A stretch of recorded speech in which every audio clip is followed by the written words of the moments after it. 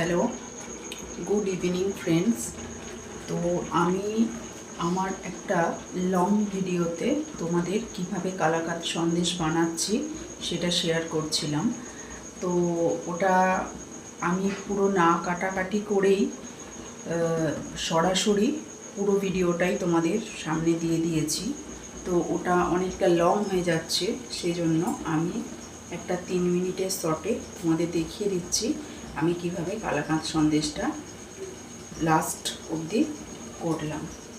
তো দেখো, এখানে আমার ওই যে স্ট্রেনার থেকে ঝরিয়ে নেওয়া ছানাটাকে ভালো করে জল দিয়ে ধুয়ে জল ঝরিয়ে নিয়েছিলাম। আর 500 গ্রাম দুধের সঙ্গে 175 গ্রাম গুঁড়ো দুধ মিশিয়ে যে কনডেন্স মিল্কটা তৈরি করেছিলাম সেটাকে ভালোভাবে ঠান্ডা করে নেওয়ার পর ওই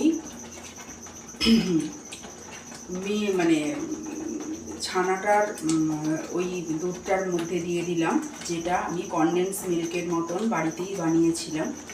তো দেখো, এখন এটা জাল করার পর অনেকটা ঘন হয়ে এসছে।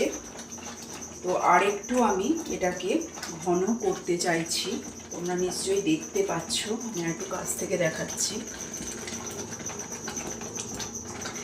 আর তোমাদেরকে আমি দেখিয়েছিলাম যে এখানে এই যে এই মাইক্রোওভেনের বাউলটার মধ্যে, স্কোয়ার বাউলটার মধ্যে আমি মাখনটাকে স্প্রেড করে রেখে দিয়েছি।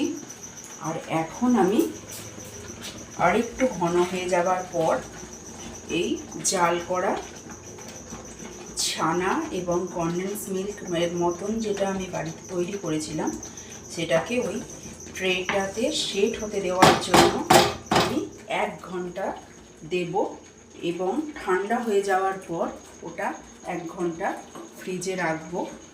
ফ্রিজ থেকে বার করে ওটা নর্মাল টেম্পারেচারে আসার পর আস্তে আস্তে পিস পিস করে আমার যেমন ইচ্ছা আমি কেটে নেব। তো আমি আর এই পর্যায়ে চলে এসেছে, আমি আর ঘন করব না। এইবার আমি আস্তে আস্তে এটাকে নাবিয়ে নেব বন্ধুরা।